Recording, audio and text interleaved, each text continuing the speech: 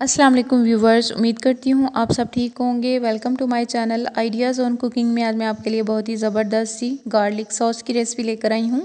इसे बनाकर आप शॉर्मा में, बर्गर्स वगैरह में यूज़ कर सकते हैं। बहुत ही मज़े की लगती है और इसे बनाना आपको मैं बहुत ही आज आसान तरीके के साथ सिखाऊँगी। अगर आपको मेरी आज की ये रेसिपी पसंद आए तो मेरे चैनल को लाइक और सब्सक्राइब कीजिए और अपने दोस्तों के साथ शेयर भी कीजिए। तो चलिए इस इजी और मज़े की सॉस को बनाना स्टार्ट करते हैं। तो इसके लिए सबसे पहले हमने इधर एक पैन लिया है और इसमें मैं 2 खाने के चम्मच कॉर्नफ्लोर ऐड करूँगी।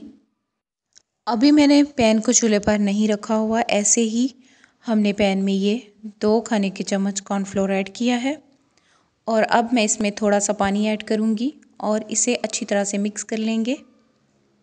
तकरीबन हाफ़ कप मैंने इधर पानी ऐड किया है, 2 खाने के चम्मच हमने कॉर्नफ्लोर लिया है और अब हम अच्छी तरह से इसे मिक्स कर लेंगे।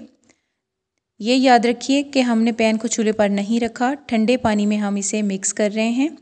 इससे कॉर्नफ्लोर अच्छी तरह से हल हो जाएगा पानी में और इसमें गुठलियाँ नहीं बनेंगी।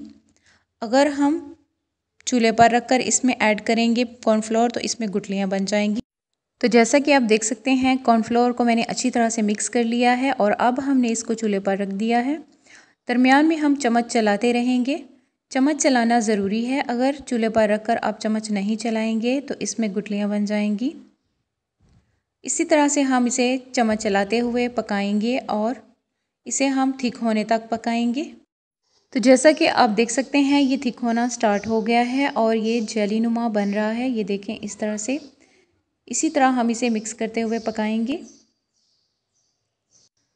तो ज़्यादा टाइम नहीं लगता, बस 2 से 3 मिनट में ही ये तैयार हो जाता है। और जब इस तरह से थिक हो जाएं तो फिर चूल्हे को हम बंद कर देंगे। और ये देखें चूल्हे को मैंने बंद कर दिया है और पैन को मैंने चूल्हे से हटा लिया है और इस तरह से हम इसे मिक्स करते हुए ठंडा कर लेंगे। तो इधर ये जेली ठंडी हो गई है। अब हम एक ब्लेंडर जग लेंगे और इसमें मैं कुछ लहसुन की कलियां ऐड करूंगी। तो मैं इधर देसी लहसुन यूज़ कर रही हूँ। तो मैंने इधर एक गट्ठी लहसुन की छील ली थी और ये हमने ऐड की है। और इसके बाद मैं इसमें हाफ़ कप दूध ऐड करूँगी और दूध को ऐड करने के बाद साथ ही हम इसमें ये जेली ऐड करेंगे जो हमने अभी तैयार की थी कॉर्नफ्लोर वाली। इसे ऐड करने के बाद अब हम इन चीज़ों को अच्छी तरह से ब्लेंड करेंगे।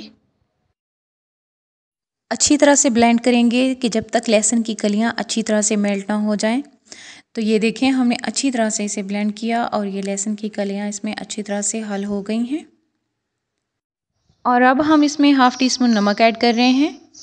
आप अपने टेस्ट के मुताबिक कम या ज़्यादा कर सकते हैं। और अब हम इसे फिर से ढककर अच्छी तरह से ब्लेंड करेंगे ताकि नमक भी अच्छी तरह से हल हो जाए। और साथ ही हम इसमें 1 कप ऑयल ऐड करेंगे, इस तरह थोड़ा थोड़ा करके और दरमियान में चम्मच चलाते रहेंगे। ये देखें इसकी थिकनेस। और साथ ही हम इसमें 2 खाने के चम्मच लेमन जूस ऐड करेंगे और इसको ऐड करने के बाद ऐसे करके हम इसे मिक्स करते जाएंगे और मशीन को हम चलता रहने देंगे जब तक ये अच्छी तरह से थिक नहीं हो जाता। ये देखें आपको नज़र आ रहा है इसका टेक्सचर सही मायोनीज़ जैसा टेक्सचर है। और ये हमारा ज़बरदस्त सा गार्लिक सॉस तैयार है। और अब हम मशीन को बंद कर देंगे और इसे हम सर्व करेंगे। तो बहुत ही मज़े का बनता है, आप लोग भी ज़रूर ट्राई कीजिएगा।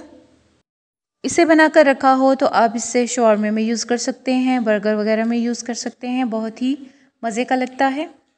तो अगर आपको मेरी आज की ये गार्लिक सॉस की रेसिपी पसंद आई हो तो मेरे चैनल को लाइक और सब्सक्राइब कीजिए और अपने दोस्तों के साथ शेयर भी कीजिए। तो मिलते हैं इस तरह की और रेसिपीज़ के साथ। अपना ख्याल रखिएगा, मुझे दुआओं में याद रखिएगा। अल्लाह हाफिज़।